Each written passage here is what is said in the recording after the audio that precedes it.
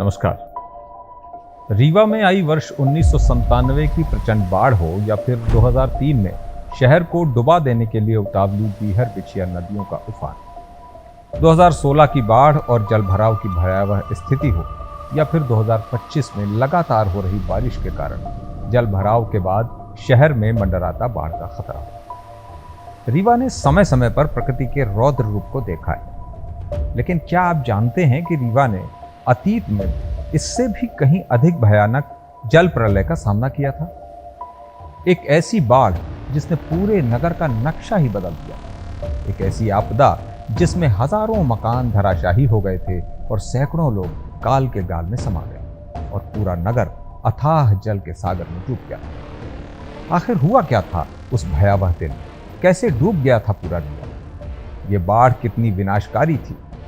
लोगों ने उस संकट का सामना कैसे किया और पीड़ितों की सहायता के लिए तब क्या कदम उठाए गए थे? आइए इस वीडियो में आज जानते हैं और चलते हैं 144 वर्ष पीछे।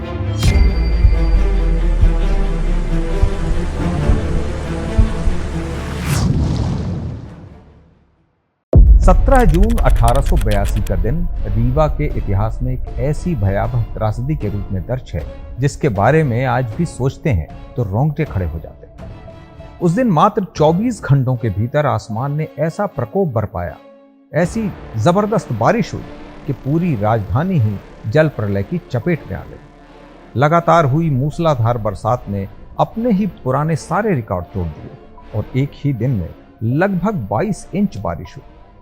अब चूंकि रीवा बीहर बिछिया और झिरिया नदियों के मध्य में बसा है, तो बारिश के कारण इन नदियों ने विकराल रूप धारण कर लिया। विशेषतः बीहर, जिसके किनारे तब के रीवा का मुख्य नगर आबाद था, उसका जल स्तर इतना बढ़ गया कि राजधानी के किनारे बहने वाली इस नदी ने अचानक से विकराल रूप धारण कर लिया। बीहर का जल स्तर इतना बढ़ गया था कि नदी का कोई और छोर दिखाई नहीं देता था, ना तो उसका किनारा ही दिखाई देता था और ना ही उसका विस्तार समाप्त होता नजर आता था।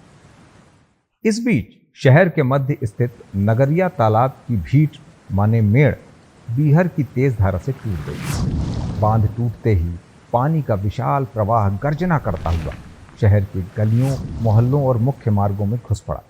अब चूंकि उस समय रीवा शहर कितना बड़ा ही था, उपरहटी, तरहटी और उसके आसपास के क्षेत्रों तक, तो देखते ही देखते सड़कें कट गईं, रास्ते बह गए और पूरा नगर अथाह जल सागर में डूबने लगा। इस भीषण आपदा में नगर के 2282 मकान धराशाही हो गए।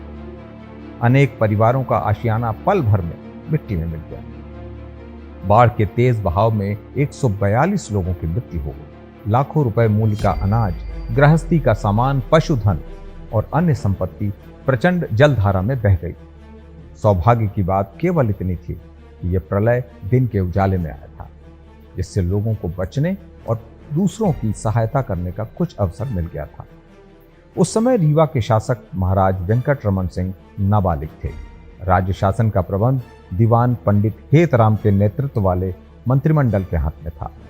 इस आपदा के काल में दीवान साहब ने स्वयं राहत और बचाव कार्य की कमान संभाली और मैदान में उतर पड़े। संकट की घड़ी में हाथी खाने के सभी 6 हाथियों को तत्काल बाहर निकालकर बाढ़ग्रस्त क्षेत्रों में भेजा गया। कहीं कोई व्यक्ति आधे ढहे मकान की छत पर बैठा जीवन की आस लगाए था, तो कोई उखड़ते हुए पेड़ की शाखा पकड़कर प्रचंड धारा से संघर्ष कर रहा था। हाथियों की सहायता से ऐसे लोगों को एक एक कर सुरक्षित स्थानों तक पहुंचाया गया। जहां हाथी नहीं पहुंच सकते थे, वहां नावों का सहारा लिया गया। नावों को मोटे रस्सों से बांधकर उफनती धारा में उतारा जाता और उसमें फंसे लोगों को बैठाकर किनारे तक खींचा जाता। ये राहत अभियान कई दिनों तक लगातार चलता रहा और हजारों लोगों की जान इस राहत कार्य से बचाई गई। इस विनाशकारी बाढ़ का प्रभाव केवल आवासों तक सीमित नहीं रहा। राजधानी रीवा की डिस्पेंसरी भी बाढ़ की चपेट में आकर ढह गई। उसके साथ वहां रखी दवाइयां, औषधीय सामग्री और चिकित्सकीय उपकरण भी नष्ट हो गए। किंतु प्रशासन ने शीघ्र ही वैकल्पिक व्यवस्था की और नगर से बाहर एक अस्थायी अस्पताल स्थापित किया गया और इस अस्पताल में रोगियों और पीड़ितों का उपचार किया गया, जो उस समय के लिए एक अत्यंत बड़ी मानवीय सेवा थी। बाढ़ का पानी उतर जाने के बाद भी राहत कार्य लंबे समय तक जारी रहा।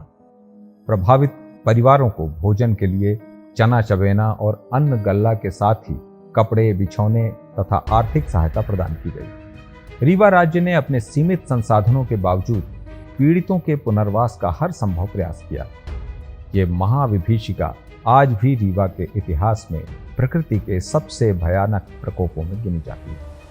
ये वो दिन था जब उफनती जलधारा के सामने पूरा नगर असहाय दिखाई दिया, लेकिन साथ ही ये वो अवसर भी था जब मानवीय साहस और शासन की संवेदना ने हजारों लोगों को बचाकर इतिहास में एक नया प्रेरक अध्याय की जोड़ दिया। बारिश का सुहावन मौसम अपने साथ हरियाली, ठंडक और नई उम्मीदें लेकर आता है, लेकिन जब बादल लगातार बरसते हैं और बीहर बिछिया समेत आसपास के नदी नाले जब अपने रौद्र रूप में आने लगते हैं, तो लोगों की यादों में अतीत की ये भयावह बाढ़ फिर से तैरने लगती, जिन्होंने कभी पूरे शहर को संकट में डाल दिया था।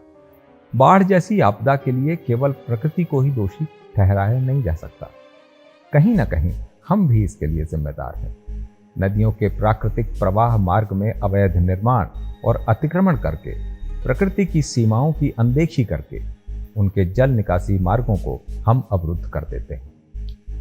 इसीलिए हमें भी अपनी सीमाओं को याद रखना चाहिए। इसीलिए आवश्यक है कि हम अतीत की त्रासदियों को केवल याद ही ना करें, बल्कि उनसे सबक लेकर भविष्य के लिए पूरी सावधानी और तैयारी के साथ सजग भी रहें। ये वीडियो आपको कैसा लगा? अपनी राय हमें कमेंट बॉक्स में जरूर बताएं। वीडियो को ज्यादा से ज्यादा लाइक और शेयर करें।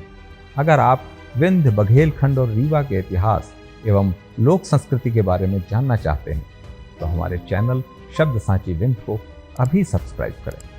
मैं आपसे फिर मिलूंगा विंध्य और बघेलखंड के इतिहास की ऐसी ही रोचक और अनसुने किस्सों के साथ। तब तक के लिए दीजिए इजाजत, और हाँ, जुड़े रहिए अपने चैनल शब्द सांची विंध्य के साथ। बहुत बहुत धन्यवाद।